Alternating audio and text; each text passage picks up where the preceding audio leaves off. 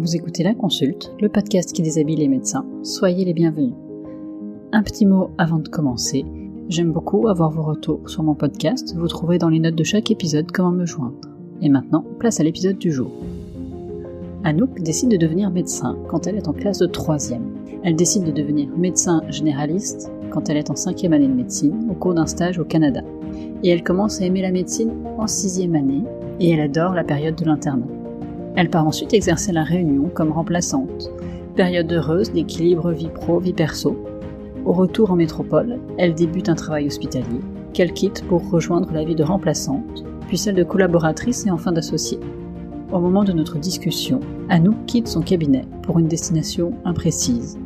Avec Anouk, nous avons parlé des doutes, du contexte actuel d'exercice de la médecine générale et d'équilibre pro-perso.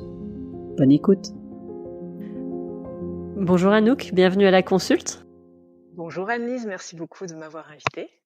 Alors pour commencer, comme d'habitude, est-ce que tu pourrais te présenter s'il te plaît ? Oui, donc j'ai 47 ans. Mon métier principal est médecin généraliste, actuellement installé en maison de santé. Et deux métiers un peu plus accessoires, monitrice d'apnée, et donc j'encadre dans mon club bénévolement, et professeur de yoga, où je fais des cours de façon très sporadique quand ça se présente. Et juste comme ça, pour moi, l'apnée, c'est l'apnée comme dans le Grand Bleu en profondeur ou c'est de l'apnée statique en piscine ? Tout. J'encadre en piscine et en mer. Donc, apnée statique en piscine, apnée avec des palmes en piscine et apnée en mer en profondeur. Ah, chouette. Et je continue là-dessus, mais ça te prend combien de temps par semaine ou par mois pour qu'on se représente un petit peu le volume de temps En fait, c'est très libre parce qu'on est plusieurs encadrants bénévoles dans mon club, donc on encadre quand on peut. Et sinon, dans ce même club, on s'entraîne également. Donc, les créneaux en piscine, c'est 2 fois par semaine. C'est pas du tout obligatoire d'y aller et on encadre uniquement quand on est disponible. Et en mer, il y a 1 ou 2 sorties par semaine. Voilà. Mmh. Alors, on va revenir à la médecine maintenant. Ok. En fait, je suis intermittente de la médecine. Intermittente de la médecine. Ah, c'est une jolie expression, ça. Ben, tu vas nous raconter tout ça. Pourquoi toi, tu as choisi de faire médecine et comment tu t'imaginais médecin plus tard quand tu as commencé ? Ouais, ça part de là la question, très bonne question. En fait, je me rappelle très bien de cette évidence que j'ai eue, c'était quand j'étais en 3e et je devais faire un exposé, j'avais choisi le sida. Et j'avais adoré cet exposé. J'avais fait une partie physiologie de cette maladie et l'autre partie témoignage de gens qui avaient le sida. Et je m'étais dit, ouais, je veux faire médecine parce que ça allie vraiment les deux côtés que j'adore, comprendre comment ça fonctionne, le corps humain, et puis le témoignage et la vie des gens, en fait, et l'humain. Et je me suis dit, c'est un métier qui prend les deux. Et j'étais en 3e et je me rappelle que le directeur de mon établissement m'avait découragée de le faire, non pas que j'avais pas le niveau, hein, j'étais une bonne élève, mais il m'avait dit, tu sais, médecine, c'est très très difficile. Mais ça ne m'avait pas découragée. J'ai jamais changé d'avis. Et donc voilà pourquoi j'ai fait médecine, c'était pour ça. Et donc je pense qu'après j'ai un peu déchanté, peut-être je te raconterai, mais j'avais cette vision idéale de comprendre le corps humain et l'humain entier en fait. Et quand tu t'es inscrit en médecine, tu avais déjà en tête une spécialité, un mode d'exercice ? Non, pas vraiment, pas vraiment. Tu as fait médecine plus pour le côté scientifique et... Ouais. Comprendre le corps humain et l'esprit humain. Les deux me passionnaient. Mais je me représentais pas plus tard dans un métier spécifique généraliste ou spécialiste, non. Et est-ce que les études ont répondu à tes attentes ? Les premières années, oui, je me rappelle, 2e et 3e année beaucoup parce que j'adorais la sémiologie et j'apprenais enfin les maladies, la psychiatrie, toute la sémio. Donc là, j'ai adoré. Et en fait, j'ai commencé à déchanter en 4e année où j'ai fait mon premier stage d'externat avec le premier contact à l'hôpital, en fait. Et là, je trouvais que c'était très déshumanisé. La grande visite, je me rappelle, avec tous les élèves derrière, on rentrait à 10 dans la chambre. Je trouvais que on prenait pas beaucoup de temps avec les patients, qu'ils étaient un peu traités comme des numéros. Et là, j'ai commencé à premier doute, en fait. On me disait non, là, ça va pas. Et puis, J'étais en service d'urologie, je me rappelle, on choisissait pas, ou on choisissait en dernier quand on était en 4e année de médecine. Et du coup, j'avais pas choisi un stage très prisé et en fait, il me faisait faire beaucoup d'administratif, de secrétariat. J'avais l'impression d'être un peu le larbin et donc là, vraiment gros déchantement par rapport à ce que j'avais envisagé. Donc premier doute à ce moment-là. Donc, tu déchantes sur le côté relation humaine, ça correspond pas à ce que t'attendais. Tout à fait. Et est-ce que les cours, la partie théorique, ça vient un petit peu compenser cette frustration ou pas? Complètement. Oui, oui, oui, bien sûr. Alors après, à ce moment-là, en 4e année, j'ai fait Erasmus en Italie, à Parme. Donc j'ai fait les 3 premiers mois en Normandie, là où j'étais externe, et la suite en Italie. Et donc autant te dire que les cours théoriques, c'était très light. C'était vraiment la Dolce Vita. Donc, j'allais en stage le matin, mais la théorie c'était plutôt la Dolce Vita. Donc c'est une année un peu particulière quand même, la 4e année. Et cette 4e année, donc tu l'as fait en Italie? Pour une partie seulement, oui. Ouais. Et en Italie, c'est pareil, quand tu es en stage à l'hôpital, tu retrouves les mêmes choses qui te déplaisaient en France, cette visite professorale avec 12 000 personnes qui rentrent dans la chambre et puis finalement on oublie un peu qu'il y a le patient, ou ça fonctionne Oui. différemment? Non, c'était exactement pareil. Pareil, ouais. Mm. Ouais, donc tu te dis finalement peut-être que c'est un peu universel cette façon de faire. Peut-être. En tout cas, dans 2 pays, j'ai pu le vérifier. Et tu restes combien de temps en Erasmus en Italie? 6 mois. 6 Et mois. après, donc, je rentre et là, en fait, j'ai rien fait là-bas en théorie et donc je rentre avec tous mes partiels. Donc, le mois de la rentrée a été très compliqué, le mois de juin, le mois des partiels. J'avais tout à apprendre en très peu de temps. Ok. Et t'as réussi à tout apprendre ou t'as redoublé? Non, non, j'ai pas redoublé cette 4e année. J'ai réussi à tout apprendre. Mais par contre, j'étais plus vraiment. Enfin, j'avais eu un doute par rapport à la médecine, en fait, au fait de continuer, parce que Erasmus m'avait ouvert d'autres horizons. J'avais vu plein de gens qui avaient voyagé, qui faisaient autre chose de leur vie que d'être dans les bouquins de médecine. Et j'ai eu du mal à raccrocher les wagons, sincèrement. Tu t'es posé la question peut-être de repartir à l'étranger, refaire un Erasmus ailleurs ou... Complètement, Ouais. très rapidement. En fait, donc je suis passée en 5e année de médecine et là, j'ai redoublé exprès pour pouvoir partir au Canada, 3 ou 4 mois, je ne sais plus, à Montréal, pour refaire un stage de médecine à Montréal. Et là, je me rappelle, l'expérience à Montréal était, pareil, pas en adéquation avec ce que j'avais imaginé, parce que c'était hyper spécialisé. Je me rappelle, j'étais en cardiopédia. Donc non seulement en pédia, mais en plus en cardiopédia. Donc j'étais un peu larguée en fait. C'était dur. Alors, c'était dur du coup là plutôt sur le plan scientifique et Oui, technique oui. et sur le plan humain. Très bien. Par contre, très bien encadré, très bien accueilli. Et par contre, je me rappelle que en théorie au Canada, on avait des cours après. Par contre, là, j'y étais. J'étais beaucoup plus sérieuse qu'en Italie. Et là, par contre, c'était, je trouve, beaucoup plus axé médecine générale que en France.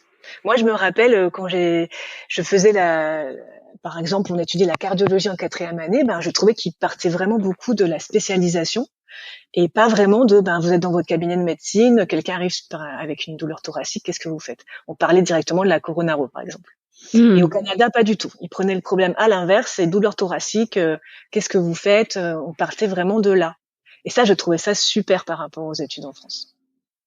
Et est-ce que ça t'a un petit peu réconcilié avec les études de médecine? Est-ce que tu t'es dit finalement au Canada c'est bien mieux, je tente ma chance au Canada? Qu'est-ce que t'en as tiré comme enseignement de ce stage?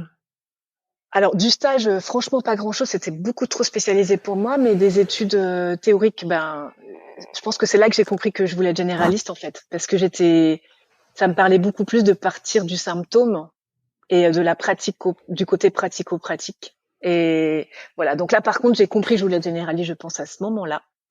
Et quelque part j'avais un peu coché les cases du voyage et j'étais un peu rassasiée.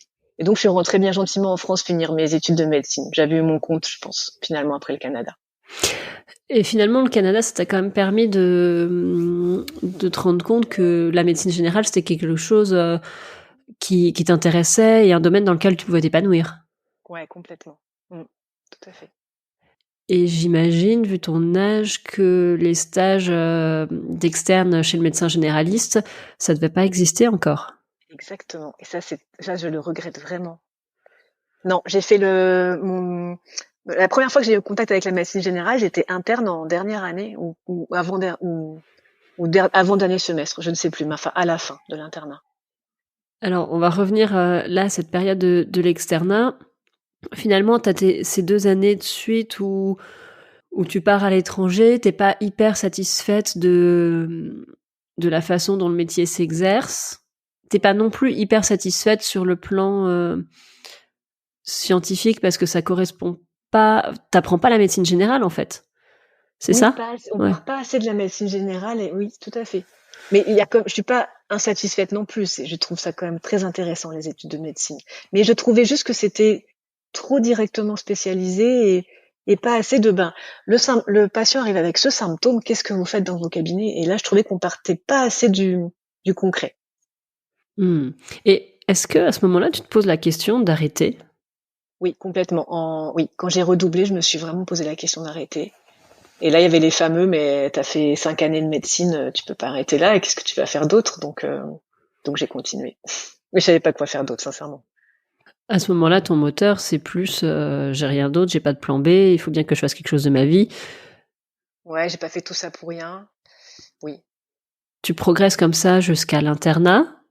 Alors après, par contre, j'ai beaucoup aimé la 6e année de médecine. Faut être Ouais. positif quand même.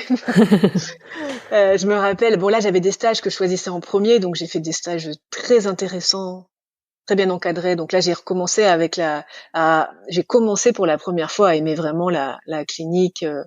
J'avais plus de temps, je me rappelle, avec les patients. Je devais être plus les prendre en charge moi-même, j'imagine.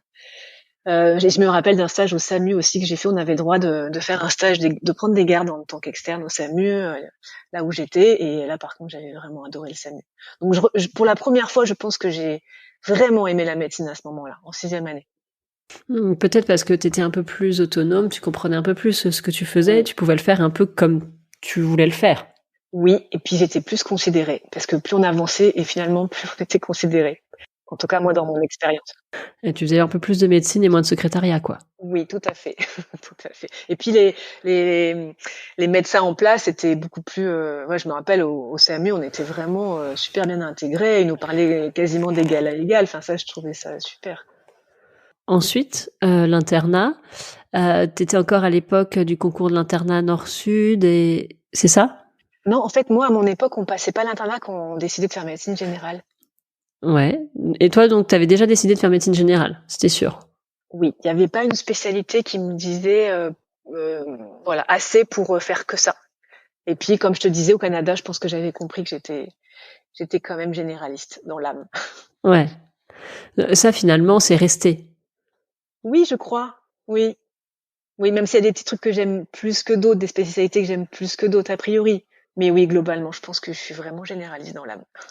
Donc, au moment de l'internat, pour toi, c'est clair que tu passes pas le concours parce que tu sais que tu vas être généraliste. Ah ouais, j'ai pas du tout hésité. D'une part, parce que je sais que je veux être généraliste. D'autre part, parce que si je suis totalement transparente, je n'ai pas eu le courage de me renfermer pendant 1 ou 2 ans. T'avais envie de vivre ta vie, quoi. Exactement. Ah oui, vraiment, les séjours en Italie, au Canada, il y avait cette envie vraiment de vivre et de pas être enfermé dans les bouquins de médecine. Donc, sincèrement, les deux. Ouais. Et du coup, t'as fait quoi? Ah, du coup, j'ai fait médecine générale et je suis partie, là, j'étais en Normandie à Caen et je suis partie à Rennes faire mon internat de médecine générale. Pour des questions personnelles, en fait, j'ai demandé une mutation.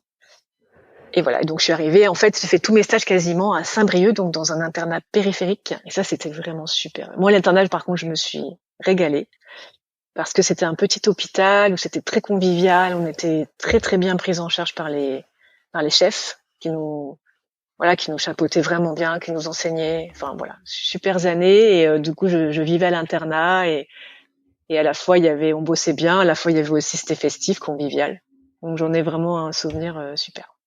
Donc, bonne ambiance, bon encadrement avec les chefs. Oui. Dans la relation avec le patient, tu t'y retrouves? Oui, en tant qu'interne, parce que oui, je pense que juste d'investissement, on parle plus avec lui. Je me rappelle en alcoolo, j'ai fait un stage en alcoologie lors de mon internat et là j'avais adoré parce qu'il y avait beaucoup de relationnel justement. Mes chefs étaient vraiment super. D'ailleurs, il y en a un qui est toujours un ami. Et voilà, donc il y avait beaucoup ce côté humain que je retrouvais enfin. Et tu te poses pas de questions à propos de ton exercice, de ta spécialité. Malgré tous ces stages à l'hôpital qui se passent bien, tu gardes comme objectif d'être médecin généraliste et Oui. j'imagine de t'installer à terme? Oh, alors là, non, tu vas trop vite. Ah, je vais trop vite. Raconte-moi. Ah non, non, non, dans le sens, non, c'est pas toi, mais dans le sens où en fait, je me projette pas, je crois. Vraiment. J'y vais au jour le jour un peu, et oui, je pensais que je voulais être généraliste, mais sincèrement, je me suis jamais vue associée dans un grand cabinet. Je me suis jamais projetée là-dessus. C'est étrange, hein, d'ailleurs, quand je le dis, je me rends compte que c'est assez étrange, mais non, je me suis jamais projetée. Et alors, si tu te projettes pas, l'internat, ça se termine un jour quand même. Alors, pas si vite, parce que du coup, je fais mon stage chez le Prat, je me rappelle, en Bretagne. Et là, de nouveau, gros doute. Mmh. Parce que première confrontation avec la médecine libérale, justement, de cabinet. Et là, autant je me suis vraiment éclatée dans mon internat à l'hôpital, autant là, c'était de nouveau les doutes parce que je suis tombée sur un médecin extraordinaire, hein, c'est pas du tout le problème, très très compétent, mais qui voyait, je pense, entre 40 et 50 patients par jour. Je me rappelle qu'il était sans rendez-vous, il avait énormément de visites à domicile. Il travaillait de 8 heures à 21 heures tous les jours, le samedi matin aussi jusqu'à 14-15 heures. Et le dimanche, comme loisir, il lisait Prescrire en fait. Et ça m'avait traumatisée. Je me suis dit non mais je veux pas ça. J'aime la médecine, mais je suis pas passionnée comme lui en fait. Si c'est ça, en fait, je vais pas y arriver. Et du coup, un jour, je me rappelle, on était en visite à domicile et j'ai pleuré en disant mais c'est pas ce que je veux faire. Il m'avait dit bon, viens, je vais t'emmener voir ma femme. Vous allez prendre un petit café, vous allez prendre un petit bout de gâteau et tu vas te détendre. Tu vas parler avec elle. C'était chouette, mais elle m'avait dit voilà, il a pas vu grandir ses enfants. Nous, on n'a pas vraiment eu de vie de couple. Tout était dédié à la médecine. Alors c'est un magnifique médecin. Il rend des services énormes à ses patients, mais sa vie personnelle, bah, il était pas vraiment présent, quoi. Et du coup, en fait, je pense que ça a été un moment décisif euh, dans ma carrière, parce que j'ai dit, bah moi, je veux jamais ça. Et donc, suite à ça, je sais pas si c'est vraiment l'enchaînement exact, mais toujours est-il que je décide de partir sur l'île de la Réunion pour faire 6 mois de disponibilité parce que dans ma fac on ne pouvait pas finir son semestre. J'avais encore un semestre à faire et je pouvais pas le finir là-bas. Donc je décide de prendre, je sais plus si c'est 6 mois ou un an de disponibilité pour partir sur l'île de la Réunion. Et le projet à ce moment-là, quand tu pars à La Réunion, c'est, des vacances ou c'est de travailler? Non, c'est de travailler, de prendre une disponibilité pour faire des remplacements et accessoirement de l'apnée et de la plongée. mais mais voilà, pour vivre quand même des remplacements et puis aussi pour me faire mon expérience et je pense pour me confronter un petit peu à ça. Et est-ce que tu avais déjà remplacé avant cette expérience, à La Réunion? Est-ce que tu avais, au moment où tu parles, est-ce que tu avais d'autres, exemples de médecins généralistes autres que ce praticien, qui travaillait énormément? Oui, parce que non, j'ai pas fait de remplacement, mais oui, parce qu'en fait, dans nos stages chez le Prat, on avait 2 Prat. Donc Mmh. lui, celui dont je t'ai parlé tout à l'heure, il était vraiment en campagne, en Bretagne profonde, voilà, médecin de campagne, quoi. Et j'avais un autre Prat dans la ville de Saint-Brieuc, et donc qui avait un exercice beaucoup plus de ville. Donc je voyais bien qu'il n'était pas aussi débordé que mon Prat de campagne. Euh, et voilà, du coup, il travaillait seul, ça me plaisait moyen, je m'en rappelle. Mais ça m'avait ni transcendé ni déplu. Enfin, c'était neutre en fait, ce stage-là. Donc là, tu arrives vers la fin de ton internat.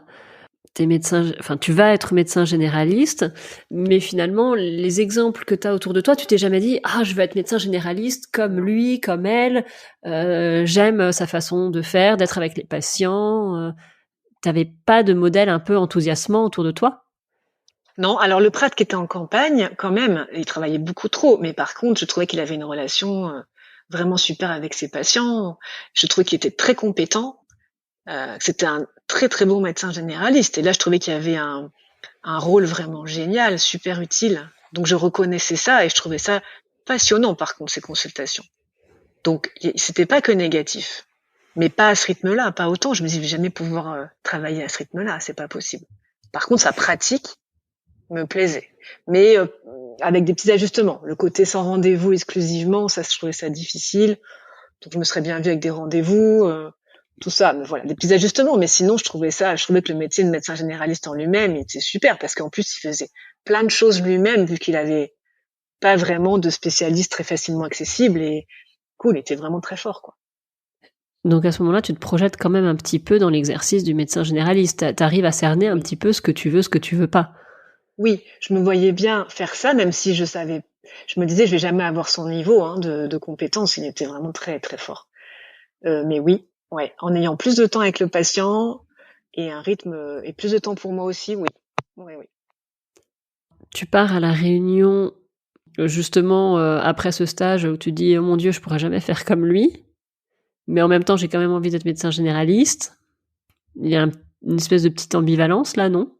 Totalement, mais je pense que le ambivalence, c'est un mot qui va me suivre tout le temps dans mon parcours médical. Et ça se passe comment à la Réunion? Ah, je me rappellerai toujours de mon premier remplacement en fait, parce que c'était dans les Hauts, ce qu'on appelle les Hauts, donc il y a la mer et puis les Hauts. Et dans les Hauts, ils parlent créole, mais un créole super difficile à comprendre. Déjà que dans les bas, c'est pas toujours facile, mais dans les Hauts encore pire. Et en fait, je comprenais même pas ce qu'ils racontaient les patients. C'était encore des dossiers papier. Je comprenais pas l'écriture du médecin. C'était pour un premier remplacement, c'était très très sportif. Mais je m'en suis sortie. J'étais fière en fait d'avoir survécu à cette première semaine de remplacement, qui était vraiment pas évidente, je pense. Donc tu remplaces, tu fais de l'apnée. Oui. C'est un rythme de vie qui te convient? Bah complètement, complètement parce que j'ai beaucoup de temps libre et à la fois donc quand je suis dans mes remplacements, vraiment j'aime beaucoup. Hein. J'aime beaucoup, mais j'aime beaucoup aussi avoir du temps libre, très sincèrement. Et à la Réunion, en fait, c'est le paradis pour ça. Il y a beaucoup de gens qui bossent à temps partiel. Et du coup, moi aussi. Et j'ai jamais vraiment pu faire complètement machine arrière suite à ces 5 ans à La Réunion, après avoir goûté au temps partiel. Parce que t'étais partie à la base pour une dispo de 6 mois, 1 an, et t'es resté 5 ans. Oui. Je pense que j'ai posé le pied sur La Réunion. Au bout de 3 jours, j'ai dit ça va pas être possible de rester que 6 mois. Il va falloir faire quelque chose. Et donc j'ai fait des pieds et des mains à la fac pour rester là-bas. Et j'ai pu faire, alors que ça n'était pas autorisé, j'ai pu faire mon dernier stage d'internat là-bas. Après 1 an de remplacement, en fait, ils m'ont autorisé à le faire. Donc voilà, une fois que j'avais fini mon stage, après j'ai pu rester autant de temps que je voulais. Pendant 5 ans à La Réunion, à part pendant ton semestre d'internat, tu restes sur ce rythme de travail à temps partiel en alternant les remplacements et le temps libre où tu fais de l'apnée. Je fais pas que ça, mais oui, en fait, bah, comme les remplaçants, hein. Tu vois, je remplace à temps complet, je sais pas, 1 ou 2 semaines. Après, je fais une semaine de pause, voilà, comme les remplaçants. C'est pareil qu'ici en métropole. Et j'ai l'impression que là, cette période de 5 ans, c'est une période qui est plutôt épanouissante pour toi. Je suis vue, oui, complètement, complètement. Ouais, j'adore ce rythme. En plus, j'ai trouvé des remplacements. Finalement, je remplace toujours dans les mêmes cabinets, donc je commence à connaître la patientèle, la façon de travailler. Je travaille à la fin sur 2, 3 cabinets les mêmes et qui me plaisent beaucoup. Et mes collègues sont super. Enfin voilà, super. J'ai même fait, je me rappelle aussi un petit temps au planning familial en tant que salarié en complément de mon activité de remplaçante. Et j'avais mais adoré le planning familial. Donc là, je me régale sur tous les domaines en fait à La Réunion. Tu te régales dans ta vie perso, tu te régales dans ta vie pro, que ça soit Ouais. l'intérêt intellectuel des consultations, que ça soit l'intérêt humain, où tu arrives finalement à suivre peut-être un peu les patients parce que tu reviens souvent dans les mêmes Oui, cabinets, oui, tu tout t'éclates. à fait. Ah oui, vraiment. Et alors pourquoi tu pars? C'est la question que m'ont posé tellement de gens. Et moi-même, alors, si j'ai des éléments de réponse. Je me rappelle quand je suis arrivée toujours sur ce premier emploi dans les Hauts de la Réunion, le médecin m'avait hébergée et donc il m'avait accueilli la première journée. Et il m'avait dit, fais gaffe, c'est un peu une prison dorée en fait, la Réunion. Ça paraît très très chouette comme ça, mais il y a aussi, voilà, c'est une île. Tu vas faire ton expérience, mais fais attention à ça. Et cette phrase-là m'était toujours restée en fait dans la tête. Et après 5 ans, je me suis dit, je fais un tournant, soit je rentre en métropole, soit j'arriverai jamais à rentrer. Et parce que c'était vraiment une vie très douce là-bas, facile. Même au niveau financier, en fait, on gagne mieux notre vie là-bas. Donc ça veut dire, moi, c'est pas tellement mon moteur les finances, mais ça veut dire aussi qu'on a plus de temps libre. À 6 heures, les cabinets sont fermés. Enfin, voilà, tout est facile. Et je me suis dit, la métropole, ça va être plus compliqué. Et en même temps, si je rentre pas maintenant, je rentrerai pas. Et la Réunion, c'était pas ma culture. Je me voyais pas faire toute ma vie là-bas quand même. Et donc, j'ai pris la décision de rentrer en métropole. C'était un petit peu un déchirement quand même de quitter la Réunion. Complètement. Et en même temps, mes amis proches commençaient à rentrer un peu un par un. Et voilà, je sentais quand même la fin d'un cycle. Mais oui, ça a été difficile. Ouais. Et comment se passe le retour en métropole alors ? Alors déjà, je regarde la carte de France. Moi, je suis normande et j'ai fait mon internat en Bretagne. Je regarde la carte de France et je ne me voyais pas retourner en Normandie-Bretagne après la Réunion. Et je fais un peu plouf-plouf. J'avais comme passion dans la vie l'Italie et l'apnée. Et donc, j'ai dit, allez, ce sera le Sud-Est. Et puis, j'avais beaucoup aimé lors de mon externat et internat la psychiatrie. Et je me suis dit, c'est peut-être l'occasion de refaire de la psychiatrie. Comme ça, je rentre dans une structure, je peux avoir des réseaux plus facilement vu que je connais personne dans le Sud-Est. Et donc, j'ai postulé et j'ai été prise à Aix-en-Provence en psychiatrie. Et là, j'ai fait 2 ans d'assistanat aux urgences psychiatriques. En tant que... Enfin, sur des missions de psychiatre ou sur des missions de médecin somaticien en psychiatrie ? Alors ouais, pas de psychiatre encore, mais de psychiatre en formation, de médecin généraliste, psychiatre en formation. Et donc le deal, c'était que je fasse le DU de psychiatrie pour les médecins généralistes. Et j'avais commencé, en fait, au bout de 2 ans, je me suis dit non, ce que je voyais en urgence psychiatrique ne correspondait pas à ce que j'avais vu lors de mon externat. Et le somatique quand même me manquait. Ouais, je pense que quand même je suis généraliste dans l'âme. Ça m'a manqué. Et donc je décide de refaire des remplacements. Donc tu restes dans la région. Oui. T'abandonnes l'idée de faire le DU de psychiatrie et d'exercer en psychiatrie et tu retournes à la médecine générale. Voilà, c'est ça. Ça te plaît, cette vie de remplaçante ? Franchement, ouais, beaucoup. Beaucoup, beaucoup. Et donc j'ai repris 2 ans de remplacement. Donc là, rien à dire. Et puis, super. Et puis j'adorais alterner toute cette période aussi où je faisais du coup, moi, j'organisais des stages d'apnée ailleurs à Porquerolles. Enfin voilà, j'avais d'autres activités qui me plaisaient et qui me prenaient du temps et que j'avais le temps de faire quand j'étais remplaçante. Ce qui n'a plus été le cas après. Et à un moment donné, je trouve un remplacement plutôt fixe dans un des cabinets. Et là, il y avait peut-être aussi une envie de voir ce que ça faisait, de me poser et de connaître plus les patients. Donc, j'ai dit OK. Et puis de là, on m'a demandé de m'associer. Et en fait, je pense que je suis pas sûre qu'elle soit peut-être faite pour ça, quoi. J'ai dit oui. J'ai dit oui comme collaboratrice au départ, ce qui me convenait très très bien, collaboratrice en médecine générale. Et donc j'ai fait ça pendant 7 ans, mais eux au départ voulaient quand même s'associer. C'est un peu moi qui ai fait le forcing pour être collaboratrice. Et puis au bout de 7 ans, ça m'a rattrapée. Ils ont remis ça sur la table, le fait de s'associer. Et là, j'ai pas eu le courage de dire non, en fait. J'ai suivi un peu le mouvement, mais je pense que c'était pas forcément ma nature profonde.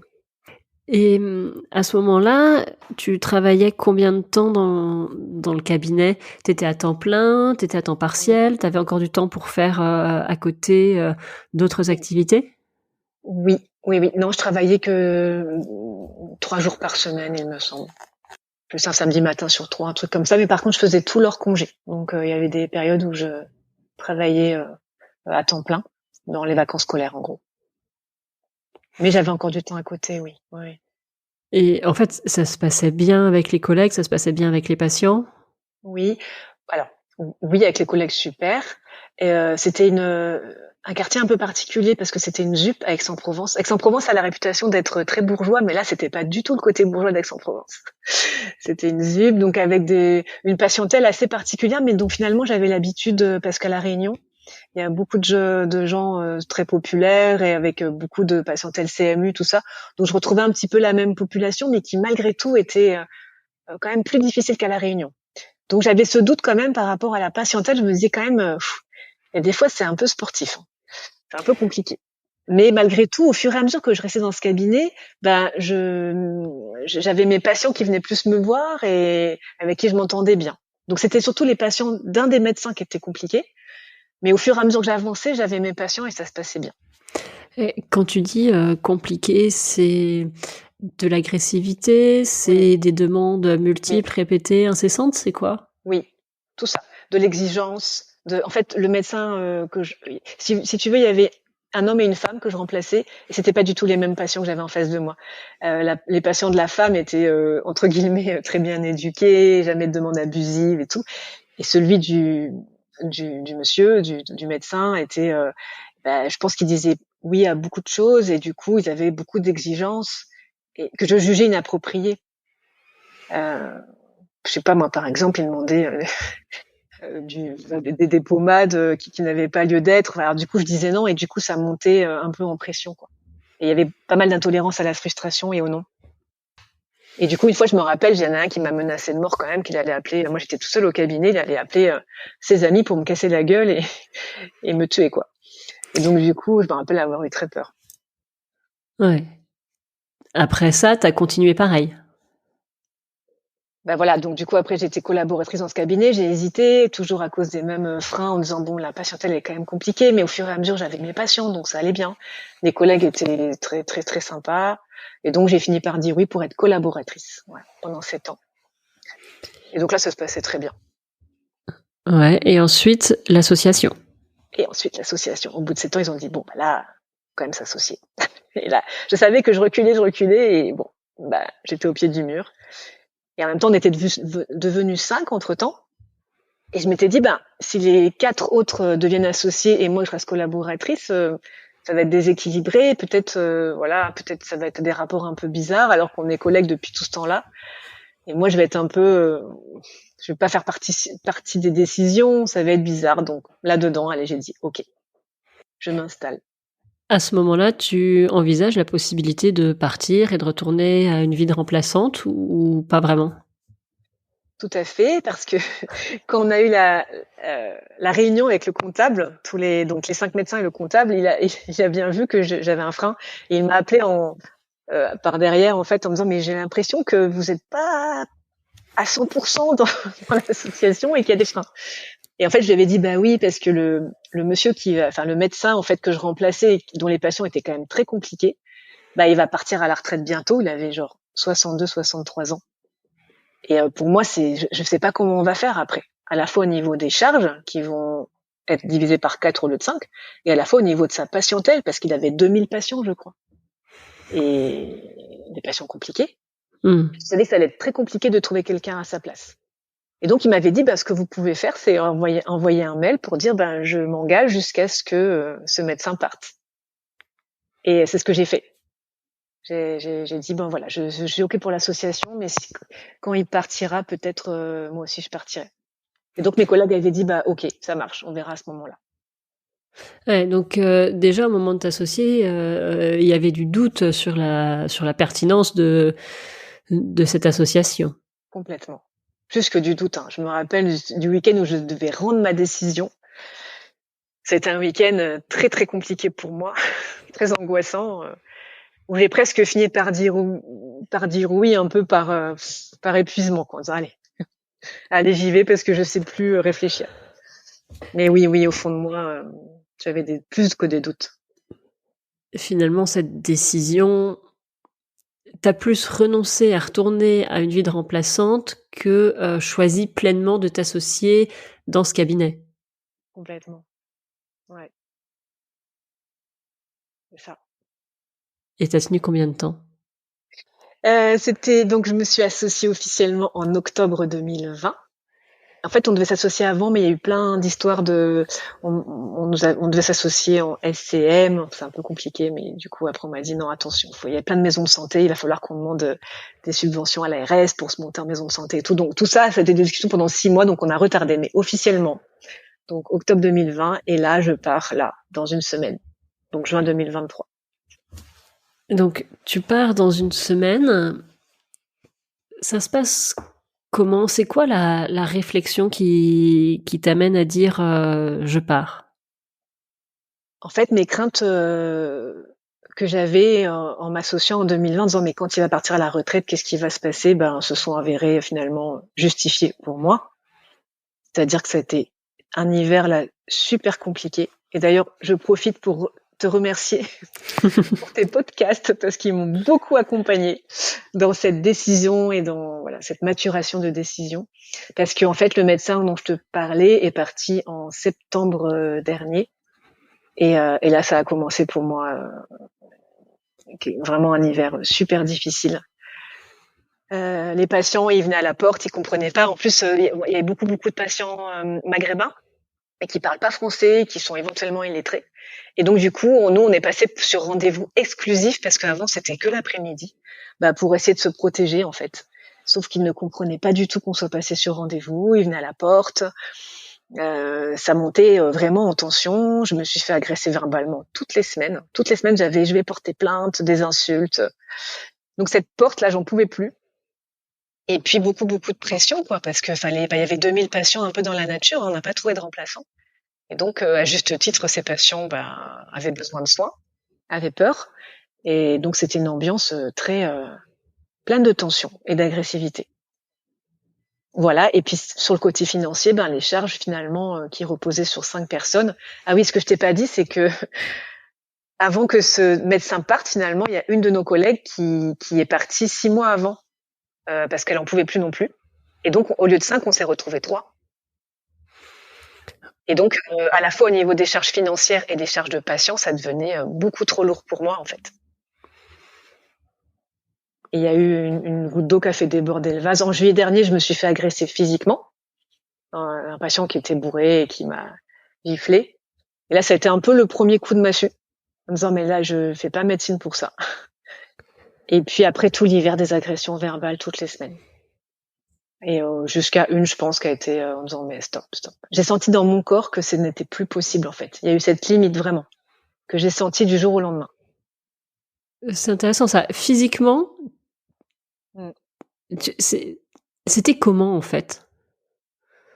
Jusqu'ici, c'était intellectuel dans ce que je reste et ce que je pars. J'étais vraiment dans la tête. Et un jour, je pense à une accumulation d'agressions, ça a été vraiment comme un truc dans la poitrine et dans le ventre qui a dit comme un mur en fait. Vraiment une sensation de mur, mais dans mon corps.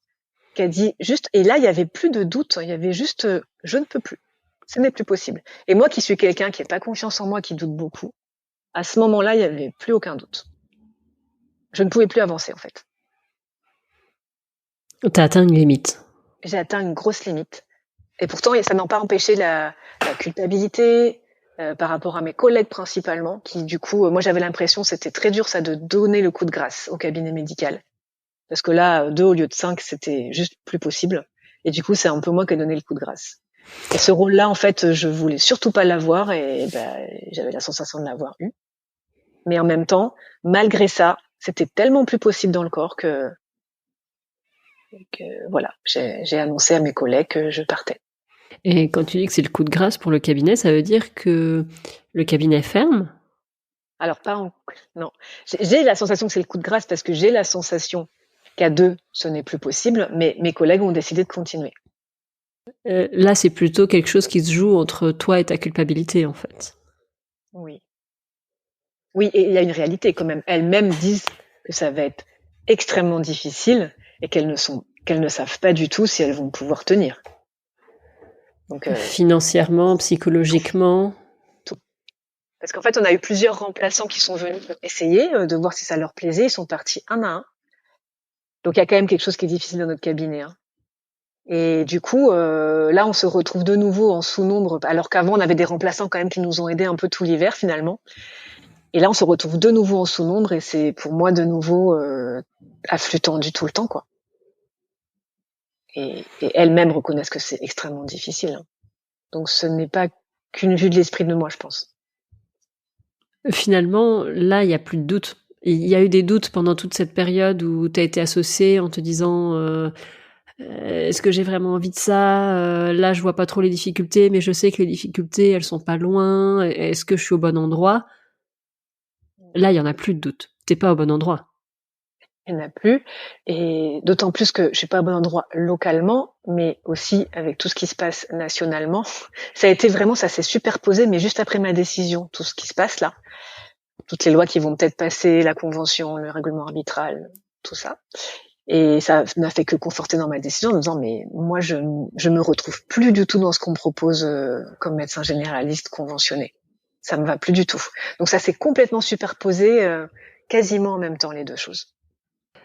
Donc tu te retrouves en difficulté dans ton cabinet parce qu'il y a une charge de travail, parce qu'il y a une charge financière, parce que il y a de la violence.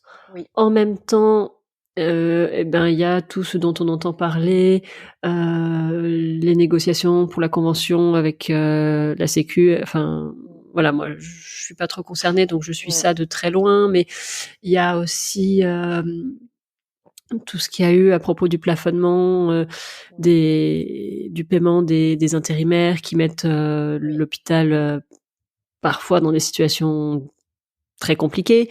Exactement. En gros, l'ambiance, elle est pas au beau fixe pour les médecins, donc ça vient se rajouter par-dessus ce contexte dans ton cabinet qui est pas terrible. Ouais, c'est ça.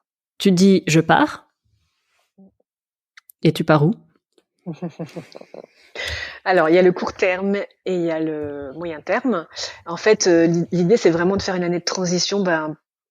Se reconvertir, c'est un peu un grand mot, mais je suis attirée par les soins palliatifs depuis un moment, donc je voudrais passer un DU. Donc je me suis inscrite et j'ai entamé une formation d'hypnose. Et là, ça a été le coup de foudre total. Il avait dit là, c'est ce que je veux faire. Là, il n'y avait pas de doute, vraiment. Et donc, je me prends une année pour pouvoir me former à ces deux choses-là. Et donc, le court terme, c'est que je prends un travail alimentaire et donc j'ai choisi de faire des téléconsultations à court terme pour pouvoir réaliser tout ça, pouvoir faire ça à moyen terme. Voilà. Ça veut dire que tu acceptes l'idée d'aller travailler en milieu hospitalier? Oui, ou alors en HAD. Comment tu te sens vis-à-vis du fait de renoncer à la médecine générale? Parce que quand on regarde ton parcours, ça avait l'air d'être quand même une spécialité qui te tenait vraiment à cœur. Oui. Et c'est une très très bonne question. Hein. Je sais pas si je me vois totalement abandonner la médecine générale. Ouais. Je sais pas par contre comment je vais pouvoir la concrétiser. Parce que dans la convention actuelle et comment on est je sais pas quel mot employer, mais comment c'est fait là avec la sécurité sociale, le gouvernement et tout ça, je ne peux plus en fait. Donc plus comme ça. Et je sais pas encore comment autrement. Mais effectivement, j'aimerais bien trouver un autrement pour continuer à exercer la médecine générale et sûrement pas à plein temps. Mais oui, c'est très juste. Je me sens vraiment médecin généraliste. Après, peut-être que les soins palliatifs vont beaucoup me plaire et que je ne sais pas du tout ce qui va se passer. T'as jamais eu d'expérience en soins palliatifs dans un service ou en HAD? Jamais dans un service spécifique. Par contre, j'ai accompagné des gens en fin de vie dans mes services où j'ai pu passer en tant qu'interne. J'ai bien compris qu'il y a un moment donné, tu dis stop à la médecine générale parce que tu ne peux plus, mais à ce moment-là, tu n'avais pas spécialement préparé l'avenir, tu n'avais pas de plan B.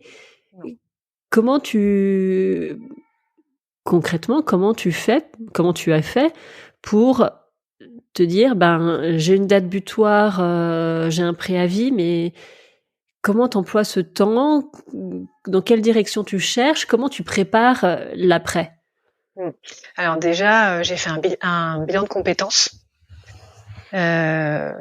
Ça a été vraiment très soutenant pour moi dans toutes ces questions. Après, j'ai pas de réponse évidente au bilan de compétences, mais ça a été un soutien dans cet accompagnement. Et en fait, j'ai fait que ça. Donc, il s'est dessiné les soins palliatifs, cette formation d'hypnose que j'ai vraiment adorée. Là, je me suis dit non, mais là, faut vraiment que je continue. Et je sais pas si je vais faire ça à temps plein. Je pense pas même, mais au moins une partie du temps. Et donc, c'est un puzzle j'ai quelques pièces de puzzle qui sont arrivées, mais pas tant que ça. Et donc, je navigue un peu à vue, sincèrement. Et j'avoue qu'il y a une partie de moi qui est confiante parce que j'ai toujours rebondi dans ma vie. Je pense que je suis adaptable. Mais il y a une partie de moi qui est très inquiète de l'avenir de la médecine, telle qu'elle est actuellement. Je cohabite avec ces deux parties-là et je navigue à vue. Voilà. Est-ce que arrêter la médecine, c'est une option pour toi? Je ne crois pas. Je ne crois vraiment pas. Mais par contre, faudra que ce soit. Par contre, pas à tout prix. La médecine, pas à tout prix, c'est-à-dire qu'il faudra que ce soit fait dans de bonnes conditions, avec du temps. Je voudrais récupérer du temps avec les patients parce que là, j'avais l'impression de ne plus en avoir du tout. Il y avait une telle demande que j'avais l'impression de faire de l'abattage. Et ça, je veux pas. Donc la condition, c'est le temps, les bonnes relations de respect, plus d'agressivité, si c'est possible, ou très peu. Il y en aura toujours. Je pourrais jamais l'éliminer complètement, mais pas autant que là j'ai vécu. Et donc la médecine générale, mais dans de bonnes conditions. Et si ce n'est pas possible, tant pis. À regret, hein, j'arrêterai. D'abord ta sécurité et ensuite la médecine. Voilà, tout à fait. Et d'abord ma sécurité, mon épanouissement, et après la médecine. Parce que de toute façon, je pourrais pas être un bon médecin si je suis pas épanouie et en sécurité. C'est pas possible. Et d'ailleurs, j'ai besoin de tout ce que je fais à côté pour avoir une qualité de présence avec mes patients, ce qui me renvoie d'ailleurs. Mais j'ai besoin de tout ça, moi. D'être bien d'abord moi-même, sinon je ne peux pas soigner correctement. Ça, c'est hyper clair pour moi. Donc si je ne soigne pas correctement, ça ne m'intéresse pas. C'est un espèce de cercle vertueux. Je soigne bien, je suis satisfaite. Pour soigner bien, j'ai besoin de faire autre chose à côté. Je fais autre chose à côté, je soigne mieux. Et ainsi de suite. C'est exactement ça. Ouais. J'ai vraiment besoin de ces équilibres-là. Et donc, s'ils ne sont pas trouvés, à regret, j'arrêterai. Je ne sais pas s'ils sont trouvables dans l'état actuel des choses. Je vais avancer, je vais naviguer à vue. Le fait de ne pas avoir vraiment de stabilité, de plan pour ta carrière, c'est une source d'angoisse pour toi? Bizarrement, non. Et je vois que beaucoup de gens me posent la question, hein, qu'est-ce que tu vas faire après? Et donc ça pourrait l'être, et je me surprends moi-même à ce que ça ne le soit pas. Je ne peux pas t'expliquer pourquoi. Parce que je trouve que le contexte actuel est très difficile. Et paradoxalement, je suis pas plus inquiète que ça. Mais par contre, je peux pas te le formuler parce que je le comprends pas très bien moi-même. Moi, ça m'intrigue beaucoup. Peut-être parce que je me projette et que je me dis que, mon Dieu, si c'était moi, mais ce serait une catastrophe. Mais en même temps, tu as une sécurité financière. Oui, j'ai de l'argent de côté quand même pour sauter le pas, oui. J'allais dire, tu as de l'argent de côté, et même indépendamment du fait d'avoir ou non des économies, si tu veux travailler pour gagner de l'argent, ça sera pas une difficulté. C'est ce que je me dis. Je me dis, au pire, je mangerai. Après, j'aimerais vraiment trouver quelque chose qui m'épanouisse, hein, parce que l'alimentaire, ça va pas me satisfaire longtemps. Mais je sais pas, j'ai l'impression que je vais peut-être trouver. Et tu penses que l'alimentaire, ça va pas te satisfaire longtemps, même si ça te laisse la possibilité à côté de faire toutes les activités qui te font du bien? C'est une très bonne question. Je me la suis posée. Est-ce que ça pourrait être épanouissant comme ça? Mais quand même, intuitivement, je dirais que non. Je crois que j'aime profondément mon métier de médecin et j'aime profondément les relations humaines grâce à ce métier de médecin. Et je trouve ça extraordinaire parce que c'est un métier où on rentre dans l'intimité des gens très rapidement et dans une espèce de profondeur de relation très rapidement. Et je vois pas où je pourrais trouver ça ailleurs, en fait. Donc, je suis pas sûre que cet équilibre me conviendrait à long terme. Je pressens que que la médecine et l'humain font quand même partie de cet équilibre. La relation de soins fait partie des choses qui te permettent de te sentir bien. Oui, je crois que oui. Ouais. Et d'où l'importance finalement de trouver un endroit où cette relation de soins est pas abîmée en fait. Mais tout à fait, exactement. C'est exactement ma quête et je sais pas, en fait, quand j'ai décidé d'arrêter, j'ai regardé un petit peu partout, j'ai beaucoup été sur les réseaux sociaux des reconversions et j'ai vu que c'était compliqué partout. Et là, j'ai commencé, je t'avoue, là, par contre, à avoir un moment d'angoisse en me disant, mais où que je tourne la tête, c'est difficile. J'ai l'impression qu'il y avait quelques petits îlots qui étaient pas mal. Peut-être la MPR, la médecine du travail, il y en avait qui rapportaient des témoignages plutôt chouettes, parce qu'ils racontaient qu'ils avaient du temps encore avec les patients, même si apparemment il y a quand même aussi une carence de médecins du travail. Et bizarrement, les soins palliatifs aussi, il y avait quand même des très bons retours, parce qu'il y a encore un côté très humain. Et souvent, ils rapportaient que c'était des bonnes équipes. Donc j'ai quand même un peu pioché ça, mais globalement, c'est un peu la mouise partout. Hein. Donc ça m'a vraiment angoissée en me disant, mais oh là là, où que je regarde, c'est vraiment compliqué et donc, je savais plus où aller. Est-ce qu'il y a actuellement encore des doutes où tu te dis que tu avances tranquillement et que ça ira? Les deux. Les deux. Ça dépend des moments.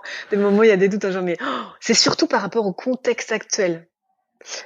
Parce que vraiment, ça va être compliqué les 10 prochaines années quand même. On va être en manque de médecins. Je sais pas mathématiquement comment on peut faire, parce qu'il va en manquer, c'est sûr. Donc la pression va être forte, je pense. Et moi, la pression forte, c'est un truc que j'ai beaucoup de mal à gérer. Et voilà. Et en même temps, je me dis, je fais quand même mon petit bonhomme de chemin. Il y a des choses qui ont avancé. Je suis de plus en plus sûre d'avoir pris la bonne décision. Je fais confiance. Voilà. Je te propose qu'on s'arrête là-dessus, sur cette confiance, et je te propose de répondre à la dernière question du podcast. Quelle est ta tenue de travail ?